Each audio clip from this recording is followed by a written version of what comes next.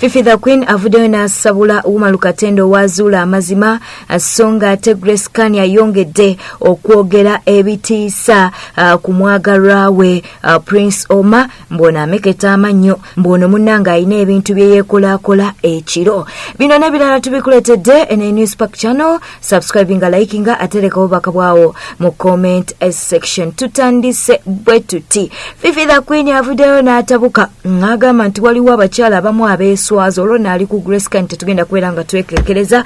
Avuddeyo n'agamba nti Grace Khan waliwo ebintu ebimu by'alina okuba nga yeerekereza, waliwo w'alina okuba nti n'ataabikka ku mumwa gwe, waliwo ebintu ebimu ebitalina kuba nti no bifuluma. Kati no wavudde mu kusabula Grace Khan ate nadda ku Umar Kakande. Jjukira nti Umar Kakande yatadde ka audio nga munnange Grace Khan yalina byamunyumiza ku Prince Omar, mbu Prince Omar ameketa amannyo. Kakati nno Fifi the Queen waviriddeyo n'agamba nti ne gwe babadde banyumiza naye alabika nga atalina magezi, waliwo ebintu ebimu muno byayinza okunyumiza nga tolina kuba nti nate obisharinga oba obiwa omuntu omulala. Lwaki tetukuwa Fifi the Queen emboozi eno n'abeera nti nate aginyumya bulungi?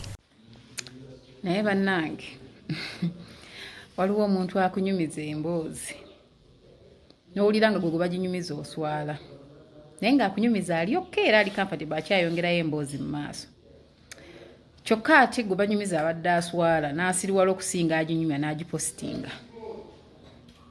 Bannange eriyo abantu abamu ng'obusiru Katonda yakibawanga kirabo nga bali supposed kubeera basiru mpaka lwe balifa tebaliwona.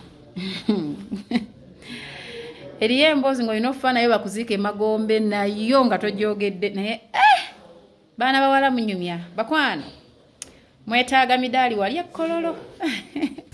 Oye Fifi the Queen avuddeyo n'abeera nti nate atabukira Grace Khan akwesa ne Umar Kakande Owa Zuula Amazima. Ensonga nno yeeno emutabuza gye tugenda okubeera nga tukuwa munnange Grace Khan muno mwatasirikira. Grace Khan naye alinga gwe baaloga. Grace Khan naye teyeewummuzaako. Munnange yavuddeyo nga yeeyabya ewa Umar Kakande anti oba amuyita brother. Kakati nno munnange ku ssimu ku lukomo lw'essimu lwe babaddeko ng'atandika okumunyumiza nti Prince Omar munnange anywa enjaga, nti Prince Omar anywa omwenge, nti Prince Omar ameketa amannyo, nti Prince Omar n'abazadde be bayinza okuba nga baamulemererwa. Kwegamba mu bufunze nga Grace Khan yalinganga agamba nti Prince Omar yandibanga yavaako dda obwongo tebukyakola bulungi okusinziira ku Grace Khan. Kakati munnange Umar Kakande ate naye mu butasirika bwe munnange Umar Kakande ng'ataavaayo ebintu bino ng'abiteeka ku mutimbagano. Bangi bavuddeyo ne babeera nga bamunenya olw'okuba nti nate yabifulumiza. Katubeere nga tukuwaka audio kano akaleeseewo obuzibu. Kumanya Omar njagala tusaze akenge nemuga ataata kakati kawala gikana kotogenda kaddeko obwengo obukuba ennyo obumensi omutwe. Kubanga ayinza okuba baby nga illusion ze bazita batya zino omuntu zaafuna ebyoto by'entiisa bino bikabijja lwakutamiira netwewa nkugambye ennaku 3 n'amala kale baby era olunaku lwekyo nemuga baby nyesi ate ogenda kuddamu kunywa njaga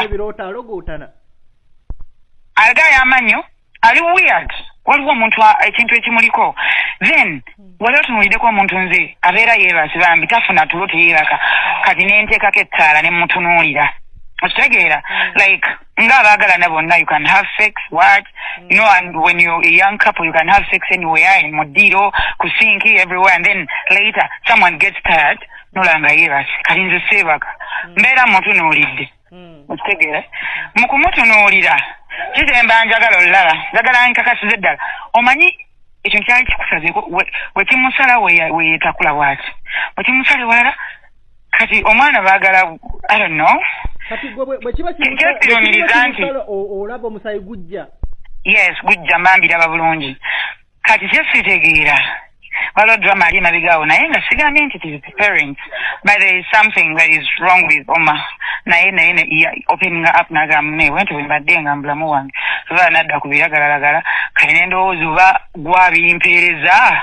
kubanga siri naawe nedda nti nga omanyi omuntu abagala naboogeramu sinatuuka n'endowooza yeetegezanga koko kwetambulirako amanye nti no what is ayagala tutambule akyagala nnyo ayagala nnyo tutambule naye tetumanyi we don't know because ne gyali agenzeeko yonna His mama and taata no manyira abazadde batubeerera mbwe babaawo.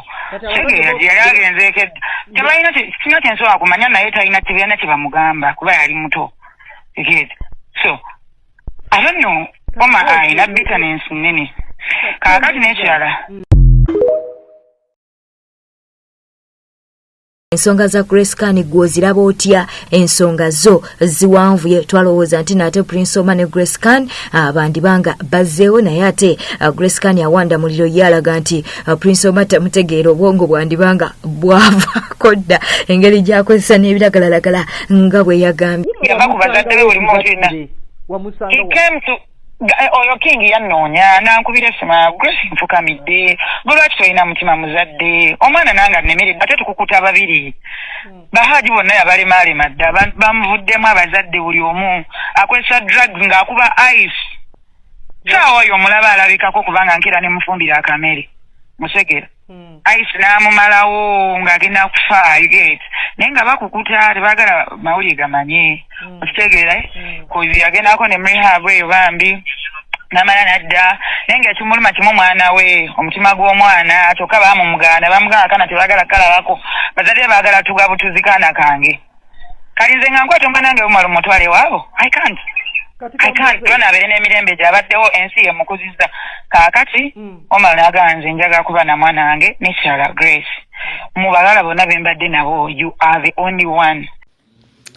Naye bannange waliwo omuntu akunyumiza emboozi n'owulira nga gwe baginyumiza oswala naye ng'akunyumiza alyokke era ali comfortable akyayongerayo emboozi mu maaso kyokka ate gwe banyumiza abadde aswala n'asiriwala okusinga aginyumya n'agipositinga.